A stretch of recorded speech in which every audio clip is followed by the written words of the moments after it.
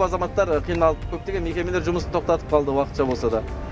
Мына бүкүл кызмет көрсөтүү ордундары, кафе, ресторан, тойканалардын баары токтады, жумушсуздук кыйналды, онун баарын билебиз. Сол сәттерде биз токтомадык. Осы аудан боюнча биз орталыкта мына биз биргемиз деген арна кор курулган элбасынын бастамасы менен. Сол кор боюнча биз ауданда 2100 адамга 50 000 теңгеден каражат берип бардык. Айтор сәл болсо көмөк болсун деп. 3000 мыңдай отбасыга азык-түлүк себетин таратып отурмуз. Осы убакытка чейин бул жумуштарды жалгастырып келе жатырмыз.